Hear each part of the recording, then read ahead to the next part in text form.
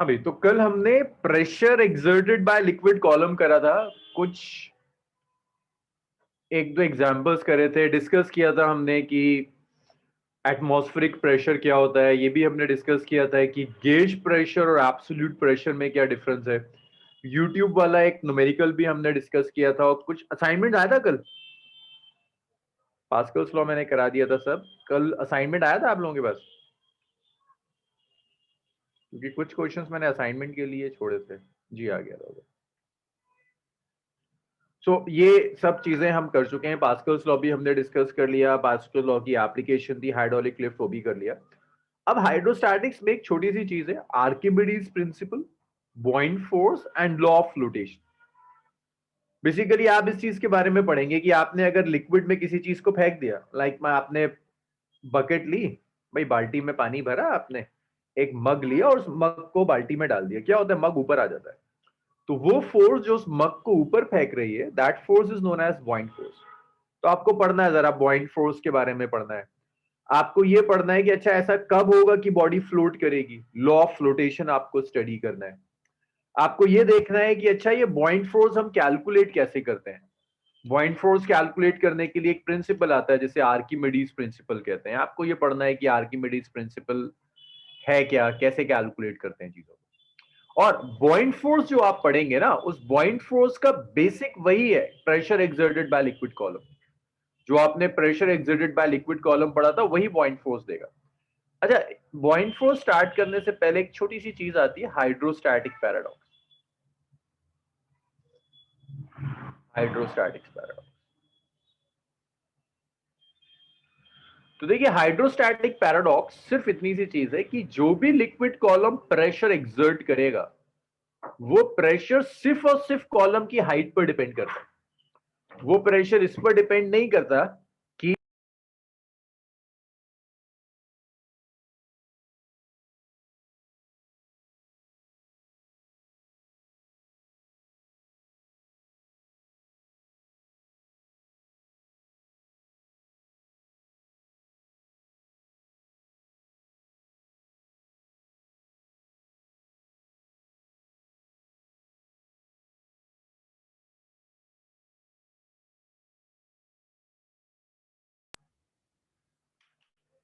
जी जी Maryam, surface tension इसी chapter में, बिल्कुल बिल्कुल आखिर में आखिरी टॉपिक होगा सरफेस टेंशन।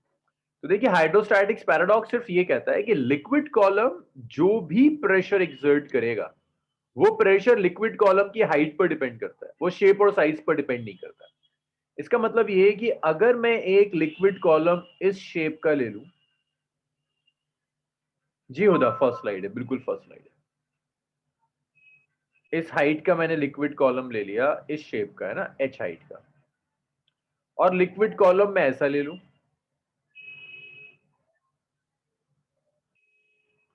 और लिक्विड कॉलम मैं ऐसा ले लूं।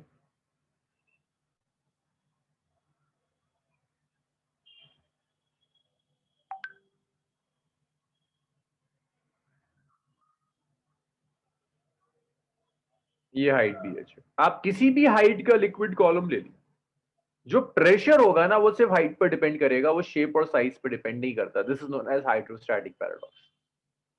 Pressure exerted by a liquid column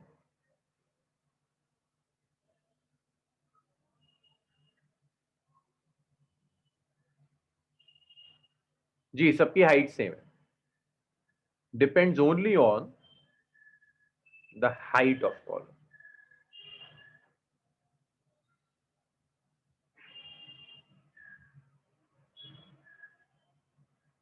सिर्फ और सिर्फ कॉलम की हाइट पर डिपेंड करेगा। It's independent of shape and size, depends only on height of column, it is independent of shape and size.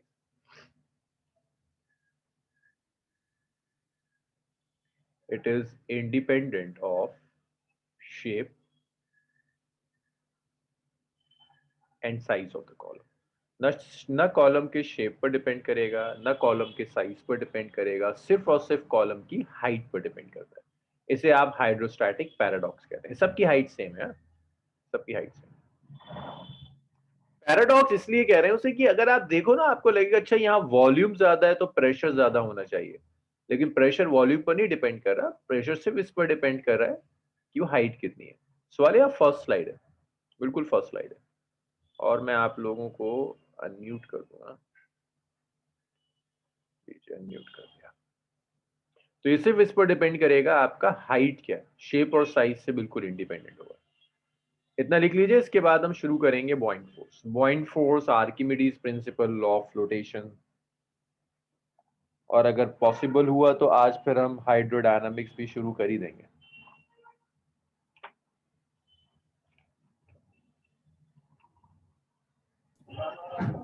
Sir yes yes Rishabh, sir सिर्फ height पे कैसे depend करता है, एक बार दोबारा बताएंगे? हमने कल डिराइव करा था पूरा एक्सप्रेशन, है ना। एरिया वाली टर्म तो कैंसिल हो गई थी, कल आया अच्छा था हाँ ना। सर, ओके ओके, याद आ गया। बस वही।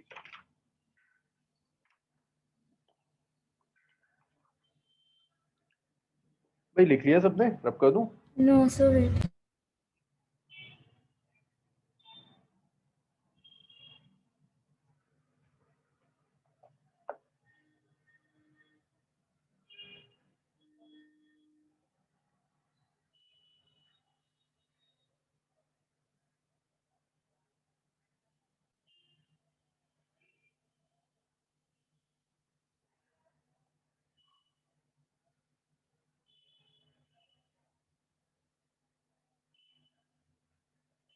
भाई आप लोग लिख लें तो मुझे बताइएगा। यस मरियम, सबका प्रेशर सेम होगा, क्योंकि प्रेशर तो एच रो जी है ना, सिर्फ हाइट पर डिपेंड करता है, शेप और साइज पर डिपेंड नहीं करता।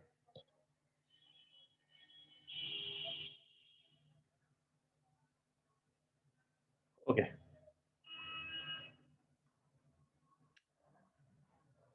भाई समझिए बॉइंट फोर्स क्या होती है, आर्किमिडीज प्रिंसिपल क्या है। बॉइंट, देखिए बॉइंट फोर्स किसे कहते हैं। आपने एक कंटेनर लिया, उस कंटेनर में लिक्विड है, लिक्विड में आपने एक बॉडी को इमर्ज कर दिया, एक बॉडी आपने इमर्ज कर दी। ये लिक्विड क्या करेगा, इस बॉडी के ऊपर फोर्स लगाएगा, जिस फोर्स को आप बॉइंट फोर्स कहते हैं। आपने लिक्विड में बॉडी को इमर्ज कर दिया, ये लिक्विड बॉडी को पुश कर रहा है, ये लिक्विड बॉडी के ऊपर फोर्स लगा रहा है, जिस फोर्स को आप बॉइंट फोर्स कहते हैं। तो जैसे ही आपने लिक्विड में किसी बॉडी को डाला, लिक्विड उसे पुश करना शुरू कर देगा, this force is known as buoyant force. तो ये आपकी बॉइंट फोर्स की डेफिनेशन है। तो देखिए बॉइंट फोर्स का मतलब क्या है, buoyant force is the upward force, upward force exerted by liquid, upward force exerted by liquid on a body immersed in it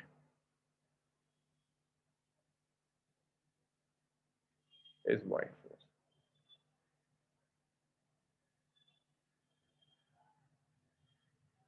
अब ये भी आपसे पूछ लेता है कि buoyant फोर्स आ क्यों रही है, ओरिजिन क्या है buoyant फोर्स का। तो जो हमने कल प्रेशर पढ़ा था कि लिक्विड प्रेशर एक्सर्ट करता है, वो नेट प्रेशर ही buoyant फोर्स का ओरिजिन है।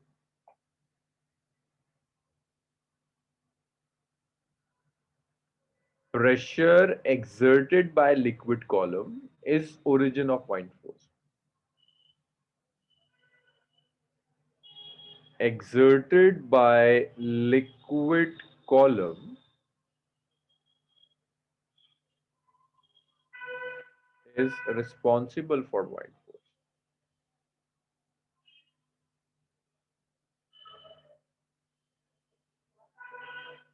जी मरियम, गेज प्रेशर जिसे आप कहती हैं, वही प्रेशर है जो बेसिकली इसे ऊपर, लिक्विड का जो प्रेशर एक्ट कर रहा है, वो प्रेशर इसको ऊपर पुश कर रहा है, वही बॉइंट फोर्स के लिए रिस्पॉन्सिबल है।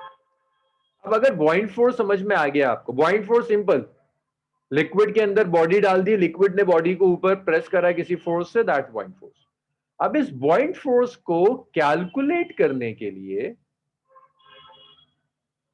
आप प्रिंसिपल एक यूज करते हैं जिसे कहते हैं आर्किमिडीज प्रिंसिपल।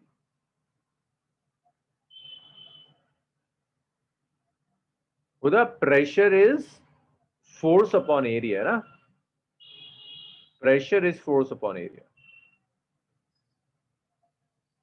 वही प्रेशर ओरिजिन है बॉइंट फोर्स का। आर्किमिडीज प्रिंसिपल, आर्किमिडीज प्रिंसिपल बताता है कि आप ये बॉइंट फोर्स कैलकुलेट कैसे करोगे। तो जरा सुनो बॉइंट फोर्स कैलकुलेट करने का तरीका, आर्किमिडीज प्रिंसिपल समझो। भाई एक बात बताइए, ये आपने कंटेनर लिया, इस कंटेनर को आपने ऊपर तक फिल कर दिया, बिल्कुल ऊपर तक आपने इसे फिल कर दिया, कंटेनर ऊपर तक भरा हुआ है पानी से। अब आप इस कंटेनर के अंदर एक सॉलिड बॉडी डालते हैं। क्या लगता है आप लोगों को, अगर आप इस कंटेनर में एक सॉलिड बॉडी को डालोगे तो क्या होगा? यहां मैंने इस कंटेनर में इस बॉडी को डाल दिया, जिस बॉडी का वॉल्यूम V है। भाई क्या होगा, क्या इतना ही लिक्विड रहेगा पानी बाहर आ कंटेनर जाएगा, में या बाहर आ जाएगा? पानी बाहर आ जाएगा। पानी बाहर आ जाएगा ना, पानी बाहर आ जाएगा, कुछ पानी बाहर आ गया। जो पानी बाहर आया उस पानी को आपने कलेक्ट कर लिया ना, जो भी पानी बाहर आया उस पानी को आपने कलेक्ट कर लिया, इस पानी का वेट ले लिया आप, ये है वाटर डिस्प्लेस्ड। मतलब समझ में आया ना सबका वाटर डिस्प्लेस का? जब आपने सॉलिड बॉडी डाली तो सॉलिड बॉडी को भी तो रखने के लिए कुछ वॉल्यूम चाहिए, तो सॉलिड बॉडी क्या करेगी, वाटर को डिस्प्लेस कर देगी। सॉलिड बॉडी ने कुछ वाटर डिस्प्लेस कर दिया, कुछ वाटर बाहर आ गया।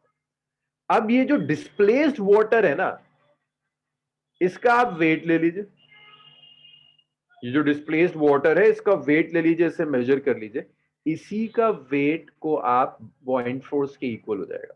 ये जो वाटर डिस्प्लेस हुआ इसका जो वेट होगा, that weight is equal to buoyant force. Sir V होगा ना? जी सर वी होगा ना, जितना डिस्प्लेस होगा। हाँ, जितना ये वॉल्यूम है ना, इसका जितना वॉल्यूम है उतना ही ये डिस्प्लेस हो जाएगा। अगर आपने एक सॉलिड लिया 2 मीटर क्यूब का, जब उस 2 मीटर क्यूब के सॉलिड को आप लिक्विड में डालेंगे तो कितना लिक्विड डिस्प्लेस करेगा? 2 मीटर क्यूब। अब जितना इसने वाटर डिस्प्लेस किया उसका वॉल्यूम नहीं, उसका वेट लीजिए। वेट ले सकते हो ना, वॉल्यूम है तो मास भी होगा, वेट आ जाएगा। वो जो वेट है वो वेट बॉइंट फोर्स के इक्वल होगा। तो आर्किमिडीज प्रिंसिपल कहता है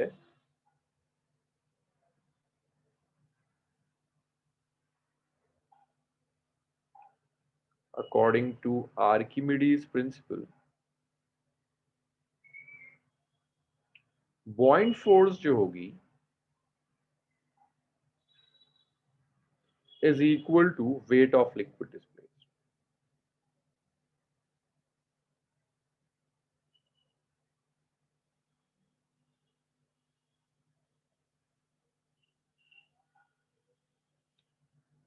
तो आर्किमिडीज प्रिंसिपल कहता है कि जो बॉइंट फोर्स होगी एक सिस्टम में, that buoyant force is equal to the weight of liquid displace. इसे आप आर्किमिडीज प्रिंसिपल कहेंगे, buoyant force is weight of liquid displace. जितना भी लिक्विड डिस्प्लेस हुआ उसका वेट मेजर कर लीजिए, that is equal to buoyant force. अब देखिए, अब उसको मेजर कैसे करेंगे आप, उसके लिए हम एक तरीका लिख सकते हैं, ऐसे लिखते हैं, देखो फॉर्मूला लिखते हैं बॉइंट फोर्स का, बहुत ढंग से सुनना। एक सेकंड बॉइंट लिखा नहीं फोर्स, था। हाँ उसको लिखते रहना, पहले से सुन लो, अभी मैं आ जाऊंगा पीछे वाली slide. बॉइंट force is weight of liquid displace. जितना भी लिक्विड डिस्प्लेस हुआ उसका वेट कैलकुलेट कर लो, उसे आप बॉइंट फोर्स कहेंगे। वेट आप कैसे कैलकुलेट कर सकते हैं भाई? वेट आप कैसे कैलकुलेट करोगे? Mass of liquid displace, mass of liquid displace multiplied by acceleration due to gravity. जी, मास ऑफ लिक्विड डिस्प्लेस कैसे लिख सकते हो? Volume of liquid displace multiplied by density of the liquid. ऐसी तो होगा ना, इसे ऐसे लिख सकते हो, this is equal to volume of liquid displaced multiplied by the density of the liquid multiplied by G. This is point force, volume of liquid displaced multiplied by the density of liquid multiplied by G. अब volume of liquid displace कितना होगा? जितना body का volume था भाई, जो भी emerged volume था बॉडी का, वही वॉल्यूम ऑफ लिक्विड डिस्प्लेस्ड होगा। ऐसी तो होगा, कितना लिक्विड डिस्प्लेस किया होगा बॉडी ने, वॉल्यूम ऑफ लिक्विड डिस्प्लेस किसके इक्वल होगा? It is equal to volume of immersed part of body, जितना बॉडी का पार्ट इमर्ज किया है।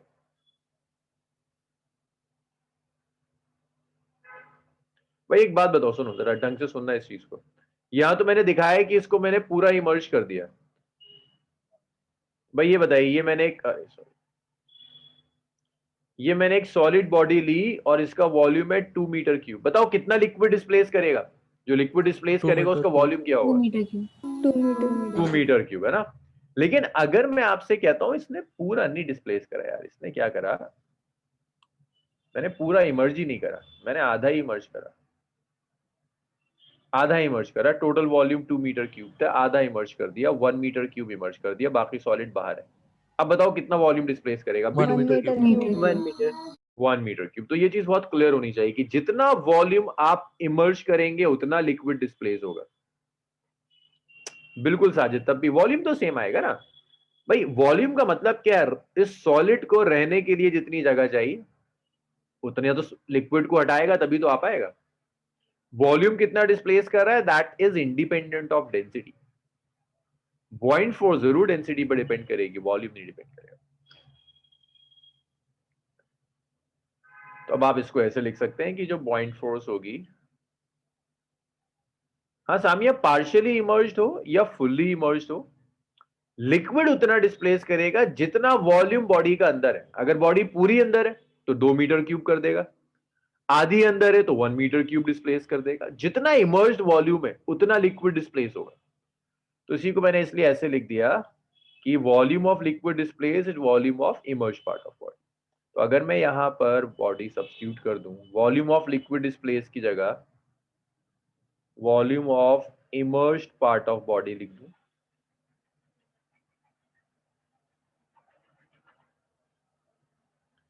Multiplied by density of liquid लिख दूं, मल्टीप्लाइड बाय जी लिख दूं, ये बॉइंट फोर्स हो जाएगी।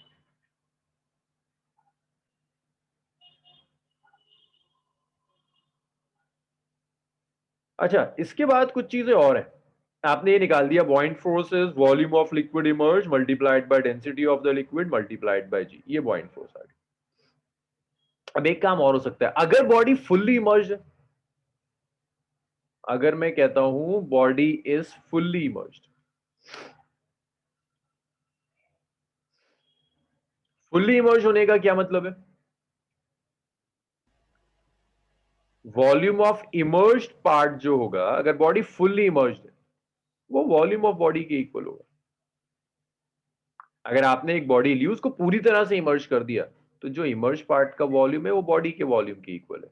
आप लिख सकते हैं कि बॉइंट फोर्स होगी it's volume of body multiplied by the density of liquid multiplied by G.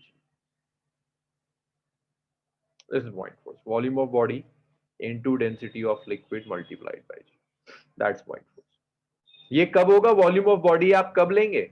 जब बॉडी फुल्ली इमर्ज्ड है, वरना आप लेंगे volume of immersed part of the body into density of liquid into g. चलिए अब लिखना शुरू कीजिए, फिर हम इसके ऊपर क्वेश्चन शुरू कर देंगे। सर यस सर उसने कुछ शेप ही ऐसी डाल दी रेगुलर से जिसका वॉल्यूम ही निकालने का फॉर्मूला हमें पता, तो फिर हम कैसे करेंगे? कुछ तो देगा वो, इतना तो डेटा देगा कि आप वो वॉल्यूम कैलकुलेट कर पाए। अगर आप प्रैक्टिकली करना चाहते हैं तो बड़ा आसान है, जो पानी बाहर निकलेगा उसको इकट्ठा कर लीजिए एक जगह। लेकिन अगर आप थ्योरेटिकली पूछ रहे हैं मुझसे, तो वो कुछ तो देगा रशाद, कुछ तो ऐसा देगा जिससे आप कैलकुलेट कर पाए। ऐसा मजाक नहीं करेगा कि डेटा ही ना दे, कहीं कुछ छुपा छुपाया कुछ तो डेटा देगा।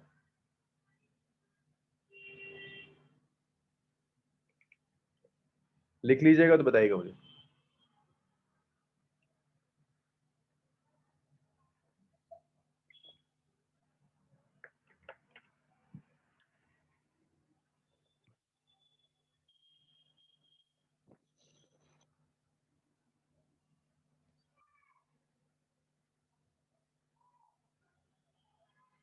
भाई एक चीज और है, ट्यूसडे और थर्सडे में 5:30 to 7 जो मैं न्यूमेरिकल सॉल्विंग वर्कशॉप करा रहा था, उसमें प्रॉब्लम ये आ रही थी कि कई बच्चों को बिल्कुल नहीं आता था, 2-4 के अलावा आंसर्स नहीं थे। तो न्यूमेरिकल मैं अब भी करा रहा हूँ, बस मैं न्यूमेरिकल के साथ थोड़ी सी थ्योरी मैंने ऐड कर दी है, क्योंकि अभी वर्क एनर्जी इन पार हो गया है, मैं सर्कुलर मोशन फिर से शुरू करूंगा स्टार्टिंग से।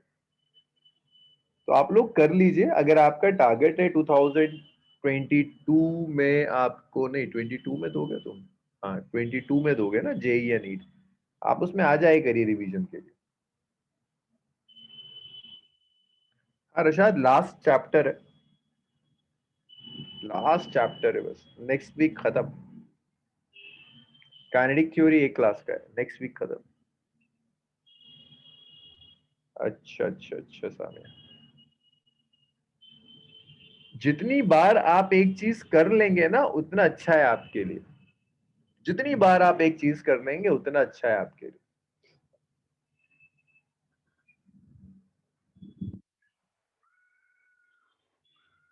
ट्वेल्थ में कई ऐसे बच्चे, अब इतनी बार होता है ना, यहाँ पर इतनी बैचेस हैं कि आप लोगों को टॉपिक्स तक रट जाएंगे, आपका सिर्फ काम रह जाएगा न्यूमेरिकल जितने आप प्रैक्टिस कर सकते हैं, टॉपिक्स इंपॉर्टेंट न्यूमेरिकल सब रट जाएंगे अगर आप जितनी बैचेस में मैं कहता रहता हूँ आते रहो, आप आते चले जाए। बहुत ऑप्शंस होते हैं यहाँ, यूजुअली दूसरी जगह आपको इतने ऑप्शंस नहीं मिलेंगे, फास्ट ट्रैक भी है, स्लो बैचेस भी हैं, सब चल रही हैं। आपका काम है आइए रिवाइज कीजिए, जितनी बार आप कर लेंगे उतना आपके लिए अच्छा है। एंट्रेंसेस में तो 5-6 बार अगर आपने सिलेबस किया हुआ है तो अच्छा है कि एक एक चीज दिमाग में क्लियर है, एक एक फॉर्मूला आपको आता है, बस आपको न्यूमेरिकल्स की प्रैक्टिस की जरूरत पड़ती है, थोड़ी सी स्पीड की जरूरत पड़ती है। तो इसलिए कभी कोई बैच इसलिए मत छोड़ा करिए कि मुझे ये आता था, भाई उसमें बहुत बारीकियां हैं जो जहन से निकल जाती हैं, जितनी बार आप करेंगे अच्छा है वो आपके लिए। अब 6-7 बार तो हो जाना चाहिए, 2-3 साल, 2 साल के अंदर सिलेबस, कि जितना टीचर को आता है उतनी चीजें आपको आता है।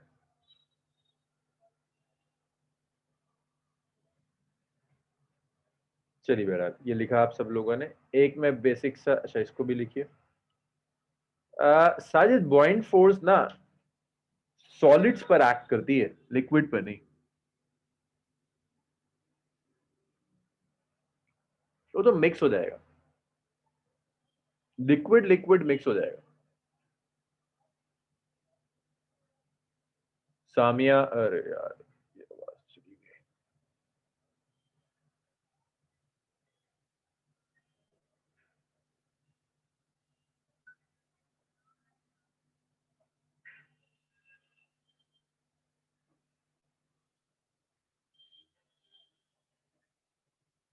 Tuesday and Thursday 5:30 work energy इन पार हो गया है, सर्कुलर मोशन होगा, रोटेशन होगा, ग्रेविटेशन होगा, सब रिवाइज होता चला जाएगा दोबारा।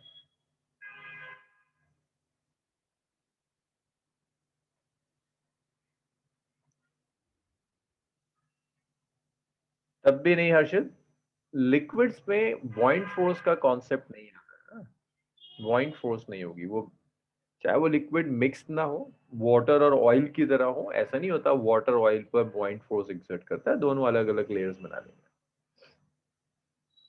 भाई इतना लिख लिया आप लोगों ने?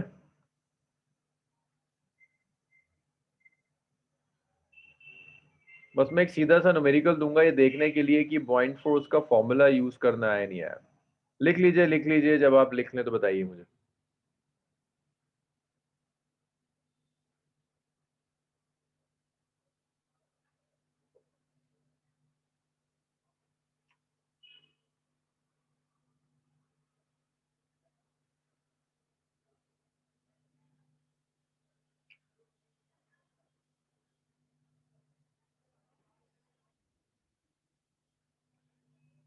मरियम, सिग्मा लिक्विड डेंसिटी है, डेंसिटी,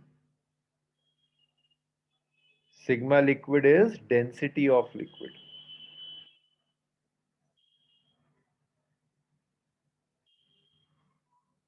हाँ साजिद, जब तक आइसक्रीम है, आइसक्रीम तो सॉलिड है ना, तब तक है बॉइंट फोर्स।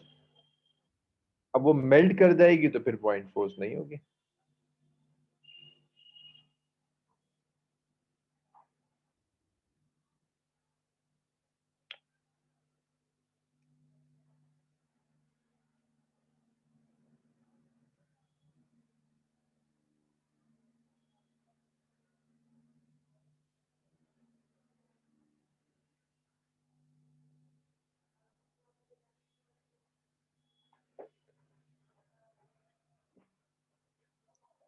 चलिए लिख लिया।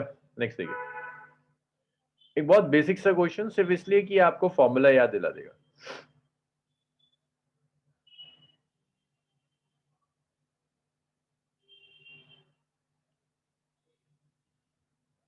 A sphere of 10 meter cube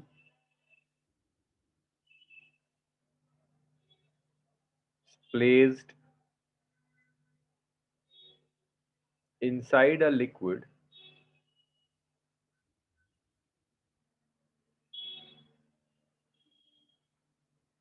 भी वाटर है,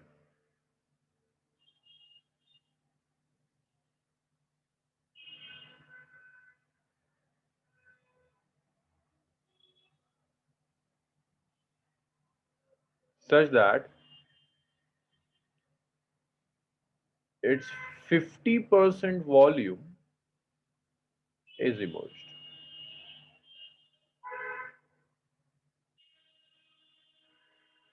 कैलकुलेट, मैं बिल्कुल नहीं करूंगा इस न्यूमेरिकल को।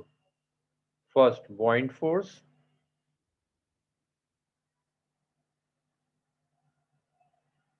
second if its weight is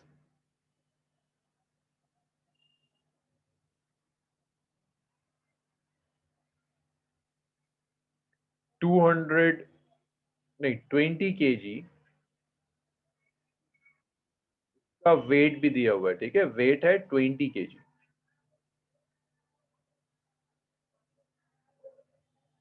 then decide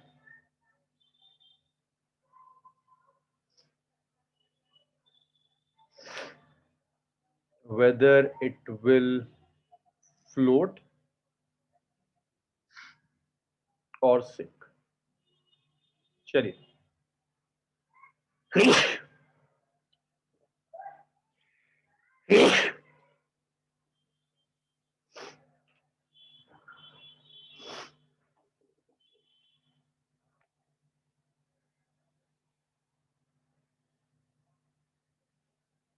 भाई बहुत सीधा सा क्वेश्चन है, गलत नहीं होना चाहिए।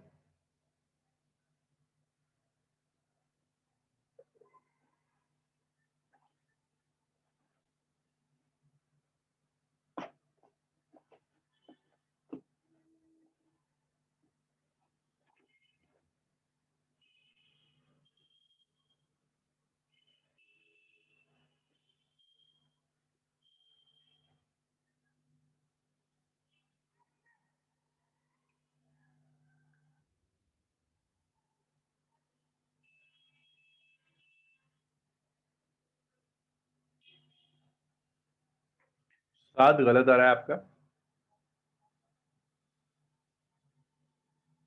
फातिमा का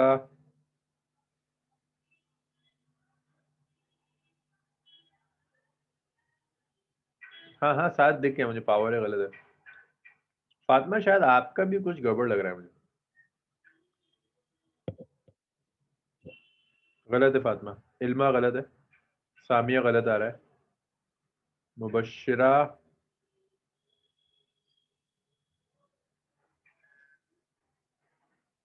गलत आ रहा है। तोयबा गलत है। सात गलत है। शफात गलत है। रशाद गलत आ रहा है। साजिद का सही है। अलीना का ठीक है। हमदा का ठीक है। हर्षित का ठीक है। शिफा का सही है। अजलान का ठीक है। मरियम का ठीक है। हमजा का ठीक है। फातिमा अब ठीक आ रहा है आपका। हुदा गलत। मरियम जी, मरियम जब वाटर में इमर्ज है तो वाटर की डेंसिटी लेंगे ना। हुदा गलत आ रहा है। आसिया गलत है। शफात गलत अब भी। मरियम का ठीक है। सामिया रऊफ फर्स्ट पार्ट ठीक है। सामिया मुझे सेकंड पार्ट गलत लग रहा है आपका। सामिया आबिद आपका भी गलत है। साजिद का सही है। हुदा गड़बड़। मुबश्शिरा गड़बड़। आप लोगों ने ना शायद कहीं कुछ छोटा मोटा पढ़ना आप भूल गए, वरना मुझे यकीन है कि ये इतना सीधी चीज है कि इसमें गलती नहीं हो सकती। आप कहीं पढ़ने में गलती कर रहे हैं। बॉइंट फोर्स है ना। बॉइंट फोर्स क्या था? Volume of weight of liquid emerge. तो ये था volume of body emerged multiplied by the density of liquid multiplied by g. Body का जो वॉल्यूम आपने इमर्ज किया है ना, वो बॉडी का वॉल्यूम इमर्ज्ड है 10 मीटर क्यूब का आधा 5 50% इमर्ज है ना, टोटल वॉल्यूम 10 है, 50% कितना आ जाएगा 5. लिक्विड है, वाटर डेंसिटी इज 1000, जी 10 होता है. तो इतनी आसान सी चीज थी 5 into 10 raise to the power 4 newton. यहां भी गलती कर रहे हैं. दूसरा देखिए, अब ये कंटेनर है,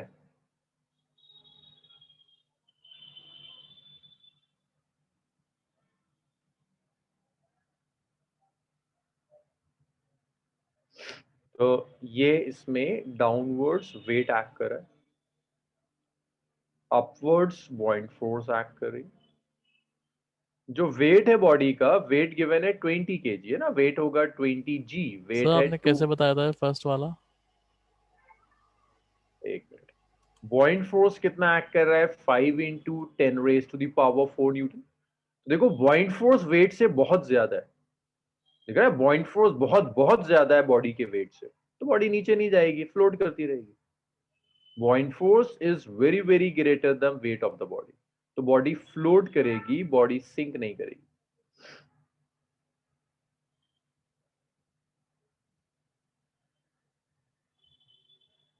सामिया देखो जरा सा फॉर्मूला देखो क्या था. Volume of immerse part of body multiplied by density of liquid multiplied by g. भाई जो जिस लिक्विड में इमर्ज्ड है उसी को तो डिस्प्लेस करेगा, दो लिक्विड्स थोड़ी ना है.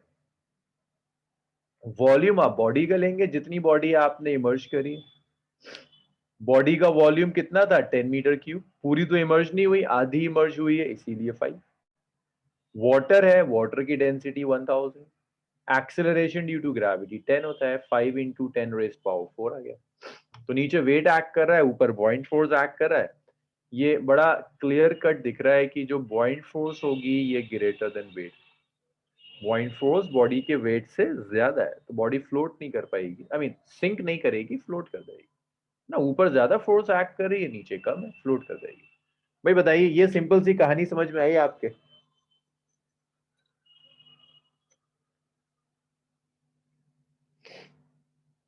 चलिए, ये सबको समझ में आ गया. अब जरा देखते हैं कि अगर आप किसी बॉडी को लिक्विड में इमर्ज कर देते हैं तो उसके वेट में कुछ डिक्रीमेंट आता है, वेट थोड़ा सा डिक्रीज आ जाता है. वेट कुछ डिक्रीज होता है अगर आपने एक बॉडी ली और उसको आपने इमर्ज कर दिया, तो आपको देखना है वेट कैसे डिक्रीज होगा.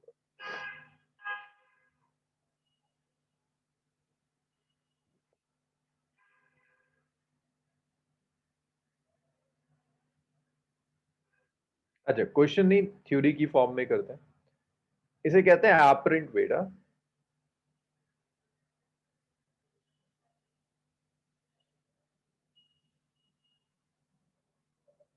Apparent weight of body in fluid.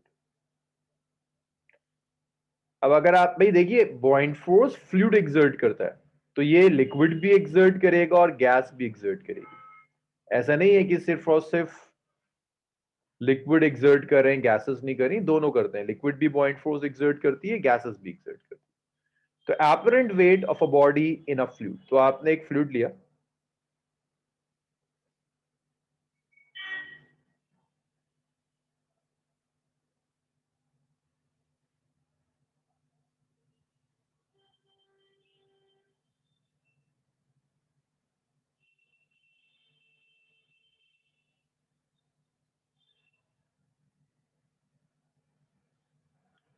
और इस फ्लूइड के अंदर आपने एक बॉडी ली और उसे इमर्ज कर दिया.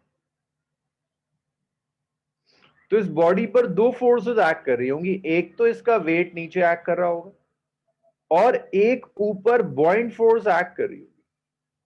तो जो एपरेंट वेट है ना, वो basically wait minus buoyant force है. अगर आप यहां पर एक वेइंग मशीन लगा दें, तो वेइंग मशीन अब वेट नहीं मेजर करेगी, वो weight minus buoyant force measure करेगी. सो एपरेंट वेट बेसिकली होता क्या है, एपरेंट वेट देखो इतनी सी चीज है, apparent wait is weight of body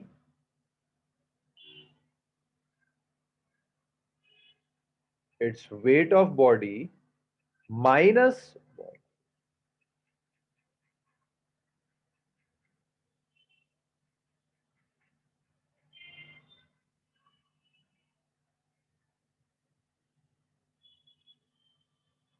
apparent weight is weight of the body minus buoyant force, ऐसे हम apparent weight कैलकुलेट करते हैं। तो अगर मैं फॉर्मूला कैलकुलेट करने पर आ जाऊं, मैं कुछ चीजें लिख रहा हूं कि v है बॉडी का वॉल्यूम, वॉल्यूम ऑफ बॉडी है,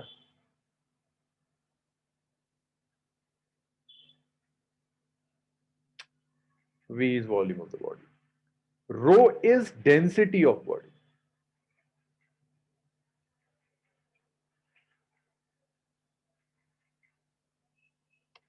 sigma is density of liquid, sigma is the density of liquid, body की वॉल्यूम हो गया, बॉडी की डेंसिटी हो गई, लिक्विड की डेंसिटी हो गई, देन व्हाट वी हैव। तो आप वेट को देखो कैसे लिख सकते हो, वेट क्या होता है, मास ऑफ बॉडी इंटू जी, इसको लिख सकते हैं बॉडी का वॉल्यूम, बॉडी की डेंसिटी मल्टीप्लाइड बाय जी, ये जो आ गया वॉल्यूम इंटू डेंसिटी मास है, उसे आप लिख सकते हैं this is mass of the body into g, ये वेट आ गया। बॉइंट फोर्स कैसे लिखेंगे, वॉल्यूम ऑफ बॉडी इमर्ज, पूरी बॉडी इमर्ज है तो वी आ जाएगा, density of liquid multiplied by g, यहां सब्स्टिट्यूट कर दीजिए, तो आप लिखेंगे कि एपरेंट जो वेट है, एपरेंट वेट कितना हुआ, बॉडी का weight which is rho V rho g minus buoyant force V sigma g, V rho g is common, 1 minus sigma by, तो ये एपरेंट वेट के दो एक्सप्रेशंस हैं, याद कर लीजिए सर, ये apparent wait, apparent wait means weight of body minus the बॉइंट force जब आप सब्ट्रैक्ट कर दो, इतना लिखिए, फिर हम डिस्कस करते हैं कब बॉडी फ्लोट करेगी। खाली वीजी कॉमन ले लेते हैं सर। असल में वीरो जी जो मैंने कॉमन लिया है ना, इससे हम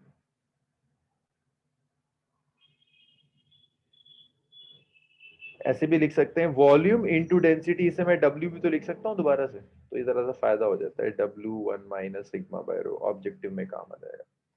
अच्छा मैंने ये कैसे लिख दिया, देखिए मैंने ऐसे लिख दिया, वेट होता है, चलिए मैं एक्सप्रेशन और बढ़ा देता हूँ, वेट होता है mass of body multiplied by acceleration due to gravity, mass को हम लिख सकते हैं इट्स वॉल्यूम ऑफ बॉडी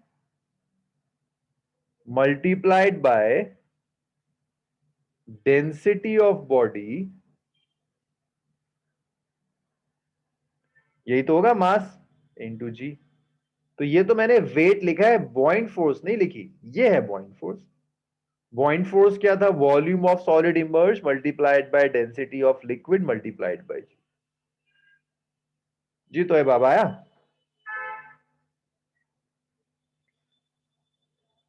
अरे तो मर्जी है ना आपकी, देखिए रो यहां नहीं था इसीलिए तो डिनोमिनेटर में रो आ गया, कॉमन लेने का क्या मतलब है, इन दोनों को आपने एक चीज एक कॉमन टर्म से डिवाइड कर दिया, वी रो जी से, इसे भी डिवाइड कर दिया, इसे भी डिवाइड कर दिया, इसे डिवाइड किया तो 1, इसे डिवाइड किया तो सिग्मा बाय जी।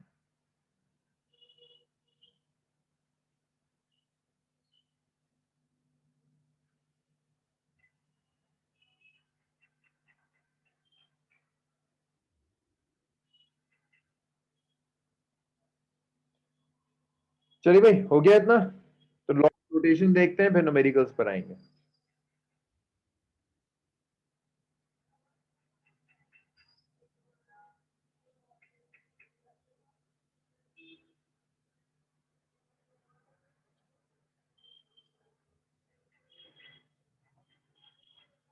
भाई लिखा सबने,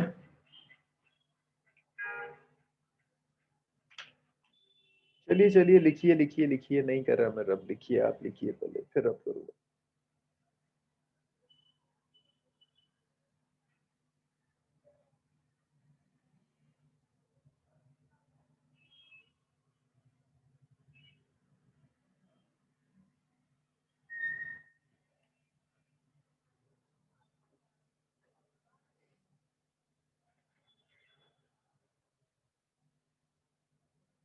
चलिए नेक्स्ट देखिए।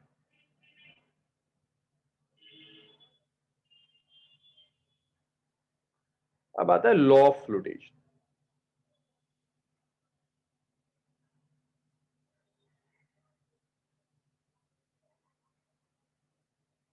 बॉडी फ्लोट कब करेगी?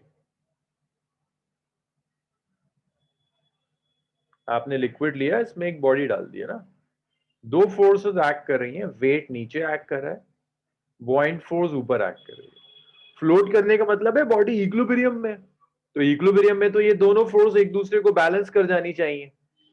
तो आप लिख सकते हैं body will float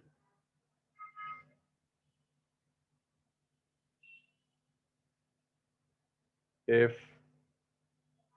buoyant force is equal to the weight of the body। अगर buoyant force और बॉडी का वेट इक्वल है तो ये फ्लोट करेगा। buoyant force और वेट ऑफ द बॉडी अगर इक्वल है तो ये बॉडी फ्लोट करेगी। ये सिंपल लॉ ऑफ फ्लोटेशन कहते हैं। मरियम, इक्विलिब्रियम का मतलब होता है net force on the body is zero है। अगर एक बॉडी फ्लोट कर रही है मींस ना नीचे जा रही है ना ऊपर जा रही है, नेट फोर्स बॉडी पे ऊपर है। और फ्लोट करने का मतलब ये नहीं होता कि आगे जा रही है, फ्लोट करने का मतलब है एक जगह रुकी हुई है, ना नीचे जाती है ना ऊपर जाती है। इसे फ्लोट करना कहते हैं। अगर वेट ज्यादा हो जाए तो सिंक कर जाएगा। अगर वेट ज्यादा हो जाए, W is greater then FB, तो बॉडी सिंक कर जाएगी। सर जी रशाद। सर इस लॉ में फिर सिर्फ इज इक्वल टू क्यों आया? मतलब लेस देन इक्वल टू भी आना चाहिए था ना। लेस देन होगा तब भी तो। अभी आप अगर बॉइंट फोर्स वेट से ज्यादा हो जाए, अब भी बॉडी फ्लोट नहीं करेगी, बॉडी ऊपर जाएगी। और जब ये दोनों चीजें इक्वल होंगी तब फ्लोट करना शुरू करेगी। अगर ये ज्यादा हो गया तो होगा क्या? बॉडी विल पुश्ड अपवर्ड्स, है ना। ऊपर वाली फोर्स ज्यादा है तो ऊपर चली जाएगी। फ्लोट करने का मतलब होता है भाई, फ्लोटेशन का मतलब यह है कि बॉडी ना नीचे जा रही है ना ऊपर जा रही है, अपनी जगह है। तो फ्लोट, ये तो सबके समझ में आता है कि ये कंडीशन नहीं होनी चाहिए। ये क्यों गलत फहमी है फ्लोटेशन के लिए? अगर बॉइंट फोर्स वेट से ज्यादा है मींस ऊपर फोर्स ज्यादा एक्ट करी तो बॉडी ऊपर जाएगी, सिंक नहीं करेगी, ये अलग बात है, लेकिन ऊपर जाएगी ना, मूव करना शुरू करेगी, फ्लोट थोड़ा ना कर रही है। ऊपर जाएगी, फिर जब बॉइंट फोर्स कम हो जाएगी तब वो फ्लोट करना शुरू करेगी। सर तो ऊपर जाएगी तब भी तो हम यही कहेंगे ना कि वो फ्लोट कर रही है, तो सर वो फ्लोट पानी से करने का ऊपर तो नहीं उड़ जाएगी? फ्लोट करने का मतलब होता है कि मूव नहीं कर रही, ना नीचे मूव कर रही है ना ऊपर मूव कर रही है। फ्लोट करने का ये मतलब नहीं है कि तैर रही है। फ्लोट करने का मतलब है कि ना नीचे जा रही है ना ऊपर जा रही है, इक्विलिब्रियम में। Okay sir. तो फिजिक्स में कहता है ना कि फ्लोट कर रही है, that means body is in equilibrium. Equilibrium की कंडीशन यही होगी। अब ये पार्शियली भी हो सकती है हर्षित, फुल्ली इमर्ज भी हो सकती है, कैसी भी हो जाए। कंडीशन है इन दो फोर्सेस में रिलेशन, बॉइंट फोर्स और वेट, बॉइंट फोर्स और वेट में रिलेशन।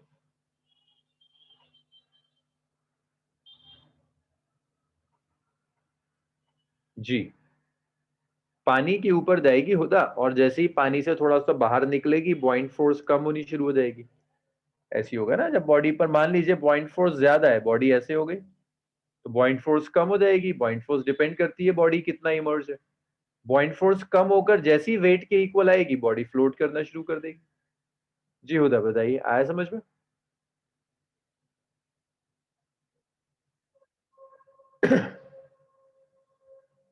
हुदा, इसे फ्लोट नहीं कहते। फ्लोट का मतलब होता है इक्विलिब्रियम, कि बॉडी रेस्ट में, ना नीचे जा रही है ना ऊपर जा रही है। आपने एक मग डाला पानी में, वो मग ऊपर आ जाता है, उस ऊपर आने को आप फ्लोट करना कहते हैं? भाई घर में जाओ, बाल्टी होगी, एक मग लो, उल्टा करके डालो उसे, जैसे ही आप छोड़ोगे ऊपर आ जाता है, उसे आप फ्लोट करना कहते हैं। वो ऊपर इसलिए आ रहा है क्योंकि वहां बॉइंट फोर्स वेट से ज्यादा है। वो ऊपर इसलिए आ रहा है क्योंकि वहां पर बॉइंट फोर्स वेट से ज्यादा है। एक बार जब ऊपर आ जाएगा तब मूव करना शुरू करेगा। अच्छा, और नेक्स्ट क्वेश्चन किसका है? जब स्वालेहा बॉडी वाटर की सरफेस पे चली गई ना तब फ्लोट कर रही है, और जब वो चली गई तो ये वाली कंडीशन आ गई। जब ये कंडीशन थी, जब तक ये कंडीशन सेटिस्फाई हो रही है बॉडी ऊपर मूव करती चली जा रही है। ये बिल्कुल ऐसी है कि बकेट में आपने एक मग डाल दिया, जब तक वो मग ऊपर जा रहा है बॉइंट फोर्स वेट से ज्यादा है। जब वो मग तैरना शुरू करेगा तो बॉइंट फोर्स वेट के इक्वल हो चुकी होगी।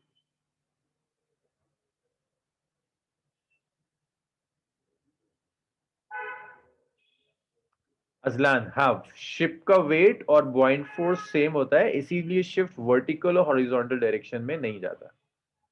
अब इसके बाद साजिद, मतलब ओशन में शिप फ्लोट नहीं करती। क्यों साजिद? जब शिप ओशन में मूव करती है तो अंदर तो नहीं जा रही होती। ऐसा तो नहीं होता है कि शिप सिंक कर रही है, ऐसा भी नहीं होता है कि शिप बाहर निकल जाए वाटर सरफेस से। वो एक अलग बात है, जब वेव्स होती हैं तो ऊपर नीचे उसका मोशन हो रहा होता है, दैट्स नॉट एग्जैक्ट फ्लोटेशन, नीचे जा रही है ऊपर जा रही है।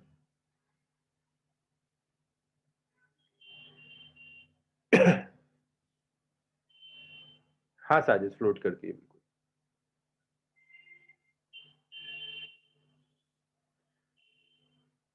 क्योंकि हर्षद, आपने एसएचएम में पढ़ा था कि एक रीस्टोरिंग फोर्स एक्ट करती है जो बॉडी को मीन पोजीशन से दूर ले जाती है। अगर यहाँ फ्रिक्शन ना हो, विस्कोसिटी ना हो, तो बॉडी हमेशा ऑसिलेट करती रहेगी। नेचुरल टेंडेंसी है ना कि आपने एक रीस्टोरिंग फोर्स लगाई, जो रीस्टोरिंग फोर्स इसे मीन पोजीशन से दूर ले जाती है। तो बॉडी की नेचुरल टेंडेंसी है कि वो हमेशा ऑसिलेट करती रहे। लेकिन होता क्या है यहाँ पर, लेकिन यहाँ पर क्या होगा, फ्रिक्शन होगा, विस्कोसिटी होगी, जिस फ्रिक्शन और विस्कोसिटी की वजह से धीरे धीरे एम्पलीट्यूड डाई आउट कर जाते हैं और ये रुक जाता है। अगर यहाँ विस्कोसिटी ना हो, फ्रिक्शन ना हो, एनर्जी लॉस ना हो रहा हो, तो हमेशा ये ऑसिलेट करते रहे। अभी कुछ दिन पहले ही आपने किया था oscillations of a floating cylinder शायद। हाँ जी, साजिद फ्लोट करती है, उसका कुछ पार्ट तो। साजिद, मुझे एक बात बताओ, माइक ऑन है, तुम्हें क्या लगता है फ्लोट करने से तुम्हारे दिमाग में क्या चीज आती है? अगर मैं कह रहा हूँ बॉडी फ्लोट कर रही है, फिजिकली क्या समझ में आता है फ्लोट करने से? फ्लोट करने का मतलब ये होता है, नहीं हरगिज, ये वाटर के ऊपर है इसका मतलब नहीं होता। फ्लोट करने का मतलब होता है बॉडी ना अंदर जा रही है पूरी तरह से, ना ऊपर जा रही है। अगर एक बॉडी है, ये है ना, कुछ पानी के अंदर है पार्ट, कुछ पानी के बाहर है। ना तो ये अंदर जा रही है, सिंक करने का मतलब होता है डूब जाए। पानी के अंदर आप पत्थर डाल दीजिए, पत्थर नीचे चला गया, उसे आप कहेंगे सिंक हो गया। लेकिन अगर एक बॉडी है, कुछ पोर्शन पानी में है, कुछ पोर्शन पानी के बाहर है, तैर रही है, ना नीचे जा रही है ना ऊपर जा रही है, इसका मतलब है वेट और बॉइंट फोर्स इक्वल है। बॉडी का वेट और बॉइंट फोर्स दोनों इक्वल। अब वो ऐसे भी हो सकता है, वो ऐसे भी हो सकता है कि बॉडी बिल्कुल थोड़ा सा ही पोर्शन इमर्ज था। ऐसा भी हो सकता है कि ये बॉडी फुल्ली इमर्ज होकर तैर रही थी, इतना पोर्शन नीचे नहीं जा रही है, ऐसा नहीं सिंक हो रही है, बस इसी जगह है इक्विलिब्रियम। ये भी फ्लोटेशन। अगर बॉडी का पोर्शन इमर्ज नहीं होगा ना साजिद, तब तो बॉइंट फोर्स मिलेगी कहां से? बॉइंट फोर्स तो मिलती है तब है जब कुछ पोर्शन इमर्ज हो जाए। तो जिसे आप फ्लोटेशन समझ रहे हैं वो तो हो ही नहीं सकता। अगर आप इसे फ्लोटेशन समझ रहे हैं कि ये वाटर सरफेस है और एक बॉडी ऐसे रखी हुई है, तो ये तो हो ही नहीं सकता। बॉइंट फोर्स आएगी ही तब जब कुछ पोर्शन इमर्ज होगा। मैं फिर से रिपीट कर रहा हूँ, फ्लोट करने का मतलब है बॉडी अपनी जगह रेस्ट में है, जितना वेट उतनी बॉइंट फोर्स, ना नीचे जा रही है ना ऊपर जा रही है। चलिए, अब यही जो सर चीज, हाँ अभी और भी क्वेश्चन है सर अजलान। आइस में जाता है वो नीचे? हाँ, आइस का बहुत बड़ा पोर्शन होता है जो वाटर में होता है। ग्लेशियर जब एक फ्लोट कर रहा होता है तो ग्लेशियर का नहीं बहुत सर, बड़ा। आइस क्यूब नॉर्मल अगर हम हाँ, करें तो। आइस क्यूब डालो ग्लास में, डालो, क्या होता है? नीचे बैठ जाता है या ऊपर तैरता रहता है? ऊपर। ऊपर जाता है, फ्लोट कर रहा है, उसका वेट बॉइंट फोर्स के इक्वल हो गया। बहुत बड़ा पोर्शन होता है आइस क्यूब का जो अंदर चला जाता है वाटर के, उसके बाद फ्लोट करता है। सिंक करने का मतलब ये नहीं होता कि थोड़ा सा पोर्शन अंदर चला गया, बॉडी रुक गई। सिंक करने का मतलब है ग्लास लो, उसमें कॉइन डाल दो, वो कॉइन सिंक कर जाएगा, उसे कहते हैं सिंक करना। फ्लोट करने का मतलब है ग्लास लो पानी का, उसमें एक आइस क्यूब डाल दो, कुछ पोर्शन अंदर जाएगा लेकिन आइस क्यूब ऊपर तैरता रह जाएगा, दैट्स फ्लोटेशन। हाँ, अजलान इसलिए हो जाता है क्योंकि डेड बॉडी के अंदर वाटर फिल हो जाता है, डेंसिटी ऑलमोस्ट वाटर की डेंसिटी के बराबर हो जाती है, बहुत ज्यादा वाटर फिल हो जाता है और वो फ्लोट करना शुरू कर देता है, स्वेल हो जाती है, बॉडी का वॉल्यूम बढ़ जाता है।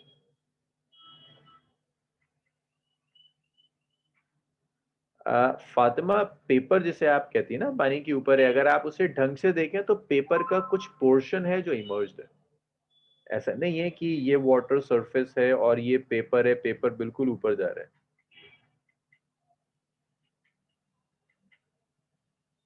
ये है, ये पेपर जो है वो ऊपर है पानी के, ऐसा नहीं होता है कि बिल्कुल ही ऊपर हो, कुछ पोर्शन होता है पेपर का, बहुत छोटा पोर्शन जो इमर्ज होता है, जो बेसिकली बॉइंट फोर्स दे रहा है।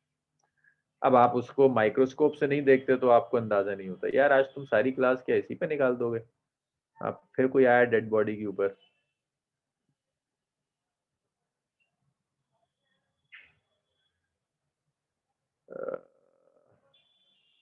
चलो, जिसकी डेड बॉडी का हो गया शफक, बट फिर ओशन में आइस का इतना बड़ा पार्ट अंदर कैसे? शफक, ओशन में आइस कभी भी सिंक नहीं करती है, ग्लेशियर्स है ना, फ्लोट कर रहे हैं, कुछ पोर्शन, बड़ा पोर्शन ऑलमोस्ट 90% पानी के अंदर है बट 10% ऊपर है, फ्लोट कर रहे हैं ग्लेशियर्स। अच्छा 2 मिनट दो, रजान हो जाए, फिर दोबारा से तुम्हारे क्वेश्चंस पे आते हैं। 2 मिनट।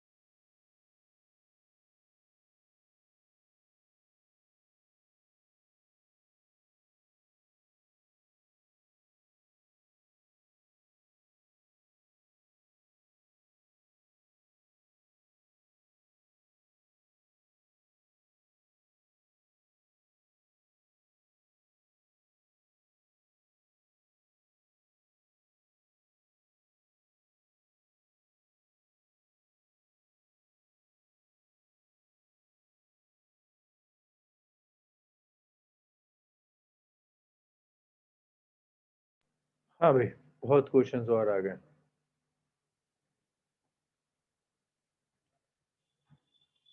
हाँ मरियम, मरियम के क्वेश्चन तो शफक आपका क्लियर हो गया कि अगर आइस का इतना बड़ा पार्ट अंदर, भाई आइस का पार्ट इसलिए जाता है क्योंकि जब आइस बहुत ज्यादा पानी के अंदर चली जाएगी तब बॉइंट फोर्स वेट के इक्वल होगा।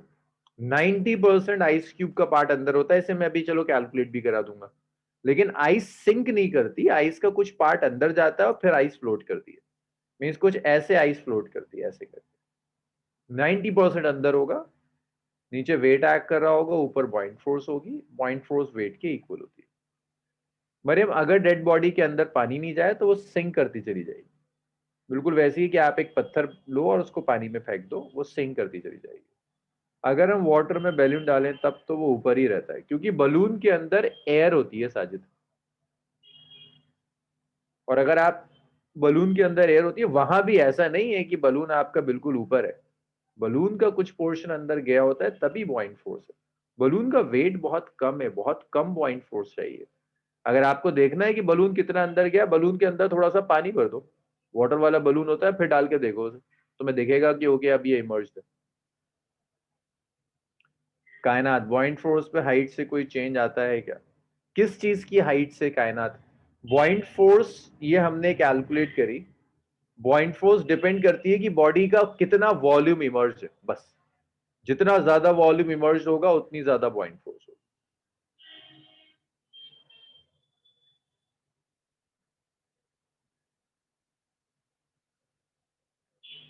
वाटर में डाल सात तो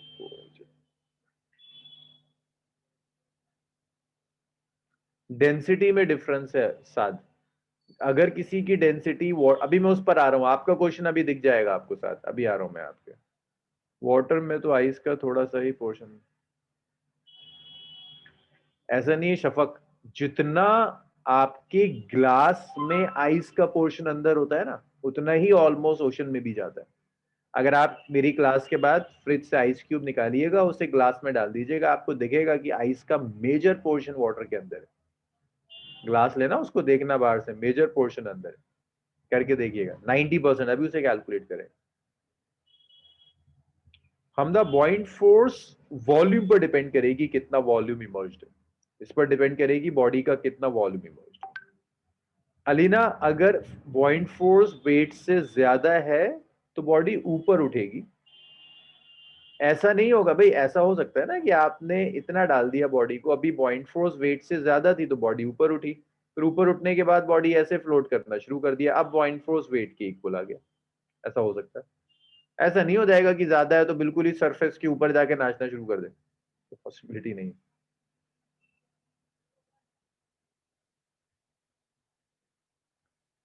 एयर भी फ्लोट कर रही है? नहीं, एयर फ्लोट नहीं कर रही, एयर गैस है। एयर किसी किसी फ्लूइड में एयर फ्लोट नहीं कर रही। हम यहाँ फ्लूइड में सॉलिड का फ्लोटेशन देख रहे हैं। एयर तो गैस है ना, तो गैस ग्रेविटेशनल फोर्स इतनी ज्यादा नहीं होती कि गैस के मॉलिक्यूल्स को नीचे खींच ले। इसलिए गैस तो गैस है, गैस अर्थ की सरफेस पे नहीं आ रही, फ्लोट फ्लोट नहीं कर रही कुछ। अच्छा, ये जो इतने सारे हमने डिस्कशंस करे, साथ आपका डिस्कशन अब आपको दिखेगा। अब फ्लोट करने के लिए ये कंडीशन है।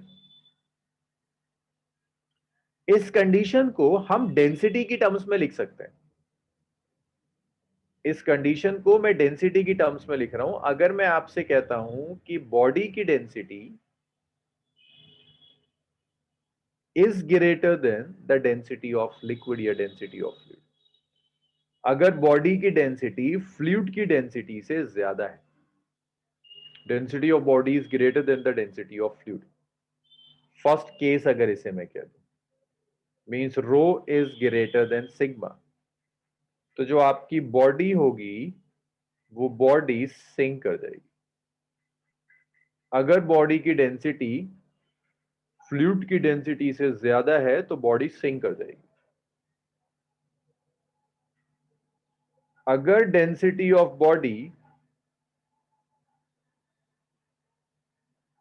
is less than the density of fluid,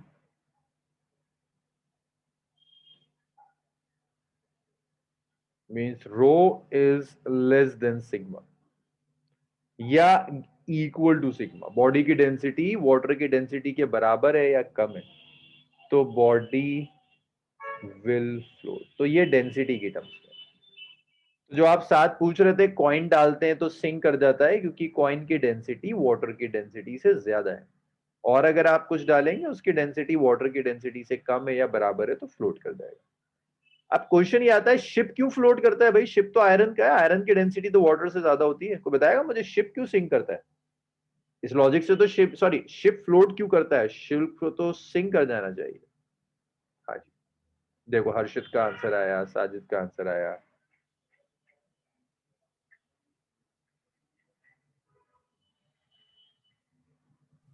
कि अगर सर आप क्योंकि उसमें हॉलो स्ट्रक्चर्स होते हैं इसलिए। देखो शिप में होता क्या है, पहली चीज शिप के शेप से कोई फर्क नहीं पड़ता। शिप हॉलो है, शिप के अंदर एयर होती है। सुन लो सुन लो सुन लो, शिप का जो वो पॉइंटेड एंड होता है उसका कोई भी हाथ नहीं होता फ्लोट कराने में, वो तो हाथ होता है आगे ले जाने में। मैं तो फ्लोट की बात कर रहा हूँ। शिप की जो डेंसिटी है, शिप के अंदर आयरन है, आयरन की डेंसिटी वाटर की डेंसिटी से ज्यादा होती है। लेकिन आप ये भूल जाते हैं कि शिप हॉलो है, शिप में बहुत सारी एयर भी है। तो जो शिप है वो सिर्फ आयरन नहीं है, दैट्स आयरन प्लस एयर। तो आप लिख सकते हैं कि शिप की जो डेंसिटी होती है that is equal to the density of iron plus this is equal to the density of air divided. So this is the density of ship, density of iron plus density of air divided by 2, इसे कहते हैं this is the density of ship। ये ship की density है, iron की density plus air की density divided by 2, mean ले लेते हैं। तो जब आप यहाँ लेकर आते हो ना तो शिप की डेंसिटी वाटर से कम हो जाती है, मीन डेंसिटी ऑफ शिप। तो ये mean density of ship water की डेंसिटी से कम हो जाती है। ये तो mean density of ship is less than the density of water. Sir yes. तो एक बार फिर से बता दीजिए, वो आपने लाश का बताया था, लाश फ्लोट करती है पानी पर। हाँ, क्योंकि उसके अंदर पानी भर जाता है, वाटर फिल हो जाता है, स्वेल कर जाती है, उसका वॉल्यूम बढ़ जाता है। वॉल्यूम बढ़ने की वजह से जो डेंसिटी है उसकी वो कुछ कुछ वाटर की डेंसिटी के बराबर आती है, क्योंकि उसके अंदर पानी इतना भर जाता है कि एवरेज डेंसिटी वाटर की डेंसिटी के बराबर हो जाती है, तो फ्लोट करना शुरू करता है। तो स्वेल। पानी पानी तभी भरेगा ना जब वो अंदर होगी पानी में। जैसे हम अभी अभी ताजी ताजी लाश लाया, उसको पानी में फेंक दिया, तो सर वो एकदम से तो फ्लोट नहीं करने लगेगी। हाँ, एकदम से नहीं करती, टाइम लगता है। मतलब ऐसे ही होता है कि अगर किसी की डेथ होती है डूबने की वजह से, तो पहले तो वो सिंक ही कर जाता है बेचारा, पहले ही फ्लोट कर रहा होता तो क्यों मरता। पहले तो बॉडी सिंक कर जाती है, फिर कुछ टाइम में वो स्वेल करती है, पानी भरता है, फिर ऊपर आती सर अगर बॉडी का वेट और बॉयंट फोर्स इक्वल हो तब क्या होगा? है। कुछ नहीं होगा, फ्लोट करेगी। ये रहा, वही होगा जो ये वाला, फ्लोट करेगी बॉडी। Okay sir. यही तो फ्लोटेशन। चलो, बहुत डिस्कशन कर लिया तुमने इसमें, न्यूमेरिकल करो। खत्म हो गए सारे डाउट इसके? बताओ तुम यस आगे सर। पता है तुम्हें ये लॉ ऑफ फ्लोटेशन सिलेबस में भी नहीं है। तो बस पहले हुआ करता था सिलेबस में, इंपॉर्टेंट चीज है तो मैं स्किप नहीं कर सकता इसको, क्योंकि इसकी आप बहुत जरूरत पड़ेगी 12th में जैसे ही आप आओगे। चलो क्वेश्चन करके दिखाओ। ये जो शफक पूछ रही थी ना कि क्यों आइस का इतना पोर्शन इमर्ज रहता है, या आर्ग्यू कर रही थी नहीं होता, देखो जरा हम न्यूमेरिकली कैलकुलेट करते हैं आइस का कितना पोर्शन इमर्ज हो जाता है।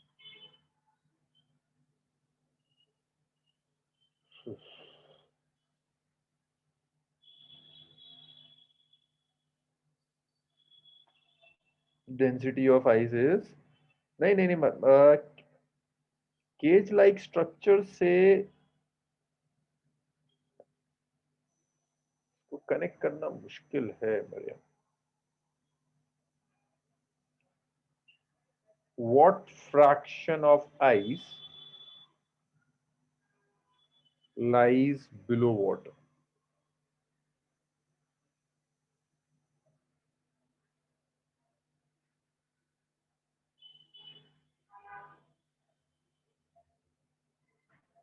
Density of sea water is 1024 kg per meter cube.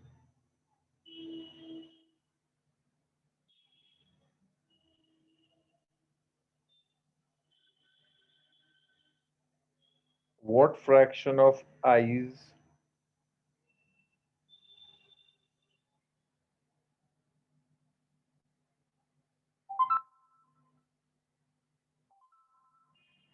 do we see assuming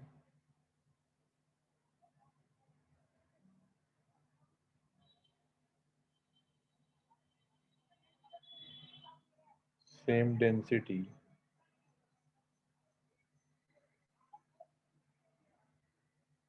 ordinary ice.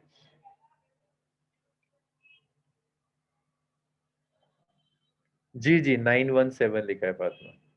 Ice की डेंसिटी 917 है। वो आपसे पूछ रहा है आइस का क्या फ्रैक्शन होगा जो वाटर के नीचे होगा। क्वेश्चन लिख लीजिए, सॉल्व तो हम साथ में ही करेंगे सर। क्वेश्चन लिख लीजिए, सॉल्व साथ में करेंगे इसको। रब करना होगा, नेक्स्ट शीट पर सॉल्व करना शुरू करें।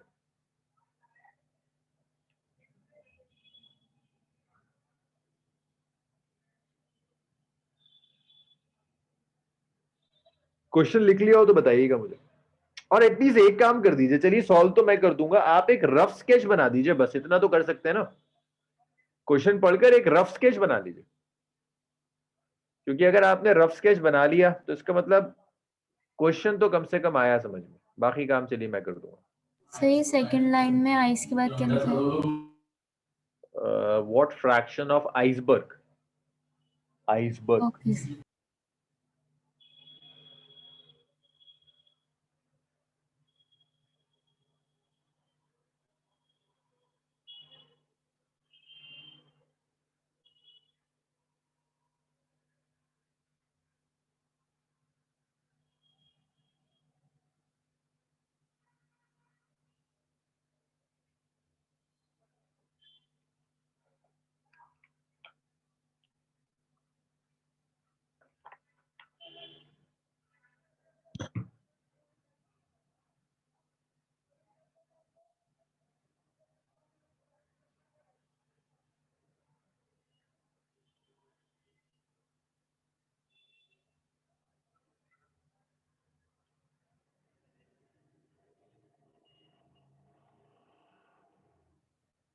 चलिए भाई सुनिए, ये ओशन मान लीजिए। अगर आपने रफ स्केच बना लिया है तो फिर समझना थोड़ा सा आसान हो जाएगा। ये ओशन है।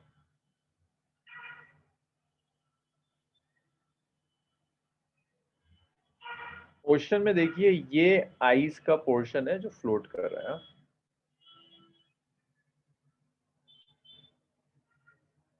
इस पूरे का जो वॉल्यूम है दैट वॉल्यूम इज वी। जो पानी के ऊपर वॉल्यूम है दैट इज वी प्राइम। मुझे वी प्राइम बाय वी चाहिए, तो V is volume of iceberg.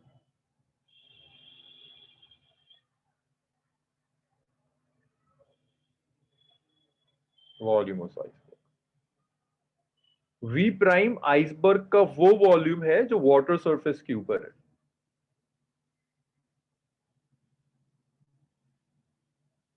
It's volume of iceberg above water surface.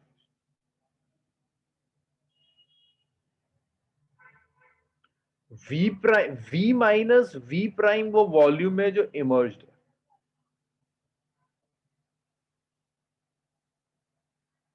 Volume of iceberg immersed. भाई मुझे बस इतनी सी चीज बता दीजिए कि बॉइंट फोर्स किस वॉल्यूम के कोरस्पॉन्डिंग होगी। वी के कोरस्पॉन्डिंग बॉइंट फोर्स मिलेगी, वी प्राइम के कोरस्पॉन्डिंग, या V minus V prime. V. V minus V ना prime. V minus V prime यार। टोटल मैं तुम्हें क्या बताया था, तुम्हारी याददाश्त का हिसाब ही नहीं समझ में आता मुझे। यस सर, वही बोला मैंने, वी माइनस वी हाँ prime. V minus V prime सही बोला रशाद ने। अरे उनके अलावा जो वी लिख रहे हैं बात अब भी लिखवाया था मैंने। पॉइंट कहाँ गया? Volume of immerse part of body.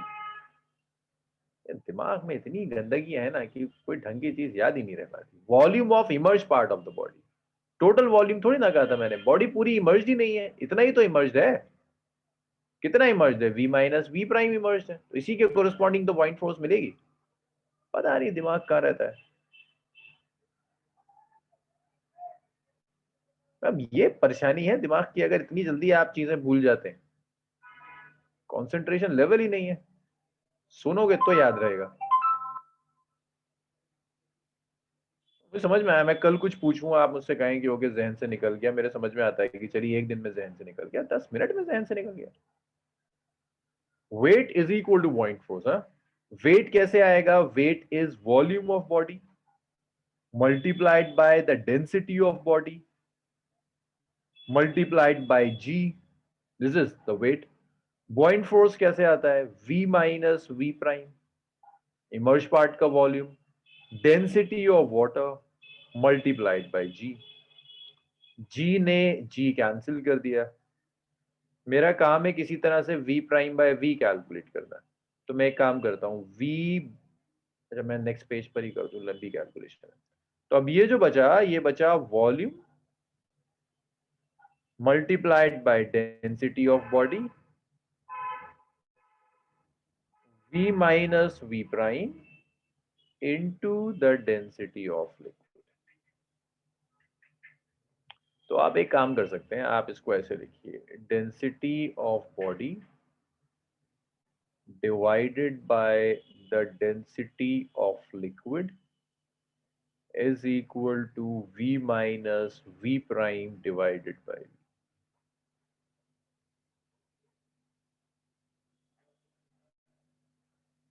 Density of body, density of liquid, 1 minus, इसको मैं ऐसे लिख सकता हूँ ना अलग, मुझे v प्राइम बाय v चाहिए, कितना फ्रैक्शन, कितना वॉल्यूम बाहर है, तो इसको मैं अलग अलग लिख देता हूँ, v by v minus v prime by v। इस v प्राइम बाय v में मैं इंटरेस्टेड हूँ, मुझे ये चाहिए।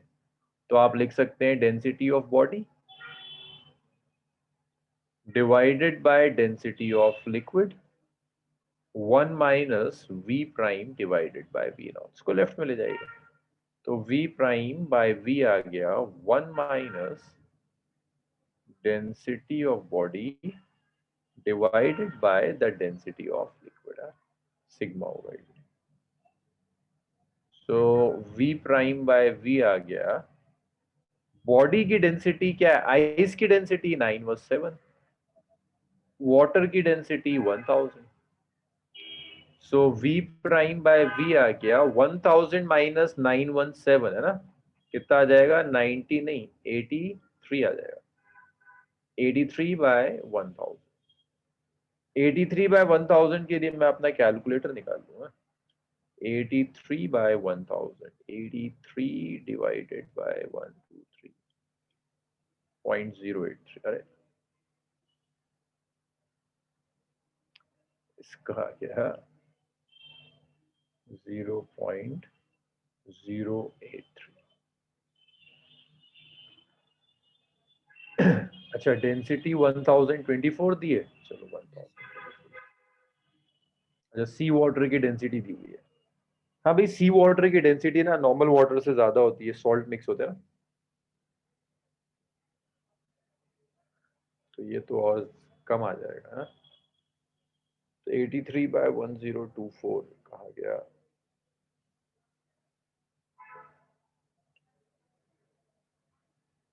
कहाँ गया calculator, so it's 1024 minus 917 divided by 1024 minus 917।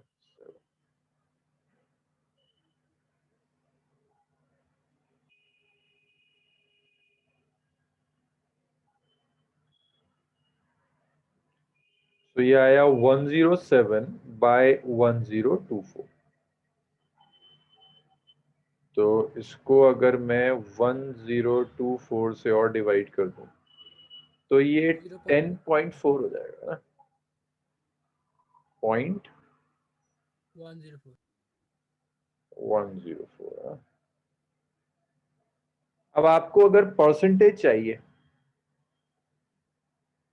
Percent of volume outside water, तो ये आएगा v prime by v multiplied by 100, 0.104 multiplied by 100, 10.4%। So सिर्फ 10% के आसपास बाहर रहता है, बाकी सारा का सारा जो आइस का पोर्शन है वो अंदर रहता है। तो शफक ये एक्सपेरिमेंट करके देखिएगा, आइस क्यूब लीजिएगा, डालिएगा और देखिएगा जरा सा कि कितना पोर्शन वाटर के अंदर इमर्ज हो जाता है आइस क्यूब को। Almost 90% with in the water होगा, 10% बहुत छोटा सा पोर्शन है जो बाहर दिखता है, उसी को कहते हैं टिप ऑफ द आइसबर्ग। लिख लीजिए इसे। यही तो रीजन था कि टाइटैनिक डूब गया था भाई। डेक पे जो आदमी खड़ा था टाइटैनिक के, उसको देखा आइसबर्ग, छोटा सा पोर्शन देखा उससे ऊपर, उसने लगा कि अरे छोटा सा आइसबर्ग है, टाइटैनिक तोड़ता हुआ चला जाएगा। वो ये नहीं डिसाइड कर पाया कि सिर्फ 10% ऊपर दिखता है, 90% तो नीचे है। उस 90% ने शिप डुबो दिया।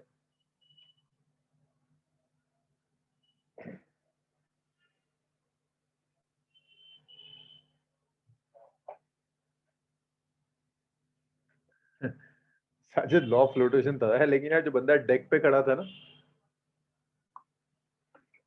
वो शायद ढंग का डिसीजन नहीं ले पाया।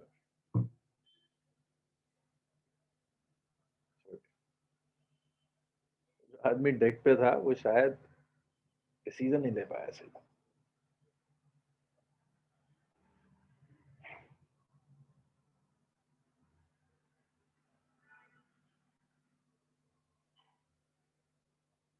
आइसबर्ग दिखा था, बस टिप दिखी थी आइसबर्ग की, तो उससे अंदाजा ये लगा मरियम की शायद बहुत छोटा सा है, तोड़ते हुए निकल जाएंगे।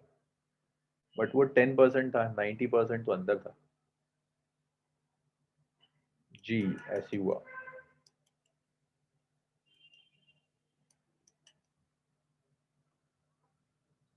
Done sir.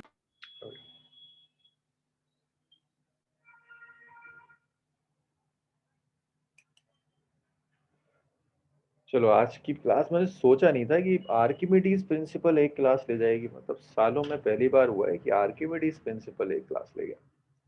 कल से फिर हम हाइड्रोडायनामिक्स शुरू करेंगे।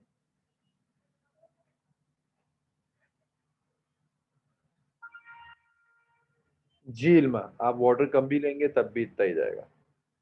चलो अल्लाह हाफिज। ओके। अल्लाह हाफिज़ सर।